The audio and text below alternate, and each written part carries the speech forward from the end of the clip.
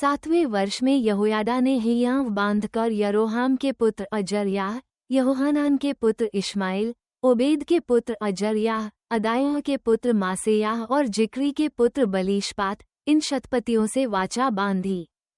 तब वे यहूदा में घूमकर यहूदा के सब नगरों में से लेवियों को और इस्राएल के पितरों के घरानों के मुख्य मुख्य पुरुषों को इकट्ठा करके यरूशलेम को ले आए।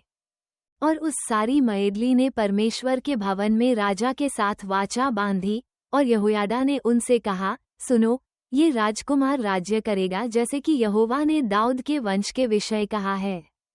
तो तुम एक काम करो, अर्थात तुम याजकों और लेवियों की 1/3 लोग जो विश्राम दिन को आने वाले हो, वे द्वारपाली करें।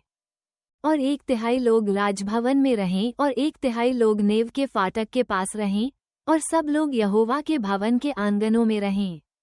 परंतु याजकों और सेवा टहल करने वाले लेवियों को छोड़ और कोई यहोवा के भवन के भीतर न आने पाए, वे तो भीतर आएं, क्योंकि वे पवित्र हैं, परंतु सब लोग यहोवा के भवन की चौकसी करें। और लेवीय लोग अपने अपने हाथ में हथियार लिए हुए राजा के चारों ओर रहें, और जो कोई भवन के भीतर घुसे वह मार डाला जाए। और तुम राजा के आते जाते उसके साथ रहना। यहोयादा याजक की इन सब आज्ञाओं के अनुसार लेवियों और सब यहूदियों ने किया। उन्होंने विश्राम दिन को आने वाले और विश्राम दिन को जाने वाले दोनों दलों के अपने अपने जनों को अपने साथ कर लिया, क्योंकि यहोयादा याजक ने किसी दल के लेवियों को विदा न किया था। तब यहोयादा याजक ने शतपतियों को राजा दाऊद के बर्छे और भाले और ढालें जो परमेश्वर के भवन में थीं, दे दी। फिर उसने उन सब लोगों को अपने अपने हाथ में हथियार लिए हुए भवन के दक्षिणी कोने से लेकर उत्तरी कोने तक वेदी और भवन के पास राजा के चारों ओर उसकी आड़ करके खड़ा कर दिया।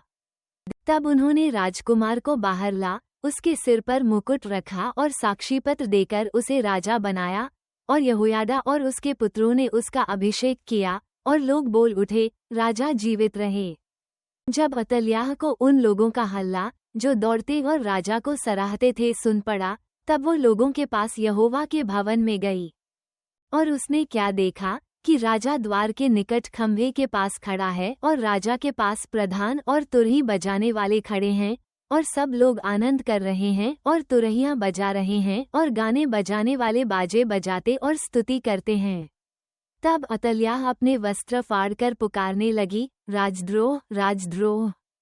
तब यहोयादा याजक ने दल के अधिकारी शतपतियों को बाहर लाकर उनसे कहा कि उसे अपनी पांतियों के बीच से निकाल ले जाओ, और जो कोई उसके पीछे चले वो तलवार से मार डाला जाए। याजक ने कहा कि उसे यहोवा के भवन में न मार डालो। तब उन्होंने दोनों ओर से उसको जगह दी, और वह राजभवन के घोड़ाफाटक के द्वार तक गई, और वहां उन्होंने उसको मार डाला। तब यहोयादा ने अपने और सारी प्रजा के और राजा के बीच यहोवा की प्रजा होने की वाचा बंधवाई। तब सब लोगों ने बाल के भवन को जाकर ढा दिया, और उसकी वेदियों और मूरतों को टुकड़े टुकड़े किया, और मत्तान नाम बाल के याजक को वेदियों के सामने ही घात किया। तब यहोयादा ने यहोवा के भवन की सेवा के लिए उन लेवीय याजकों को ठहरा दिया, जिन्हें दाऊद ने यहोवा के भवन पर दल दल करके इसलिए ठहराया था कि जैसे मूसा की व्यवस्था में लिखा है, वैसे ही वे यहोवा को होमबलि चढ़ाया करें, और दाऊद की चलाई हुई विधि के अनुसार आनंद करें और गाएं। और उसने यहोवा के भवन के फाटकों पर द्वारपालों को इसलिए खड़ा किया कि जो किसी रीति से अशुद्ध हो वह भीतर जाने न पाए। और वह शतपतियों और रईसों और प्रजा पर प्रभुता करने वालों और देश के सब लोगों को साथ करके राजा को यहोवा के भवन से नीचे ले गया, और ऊंचे फाटक से होकर राजभवन में आया, और राजा को राजगद्दी पर बैठाया। तब सब लोग आनंदित हुए और नगर में शांति हुई। अतल्याह तो तलवार से मार ही डाली गई थी।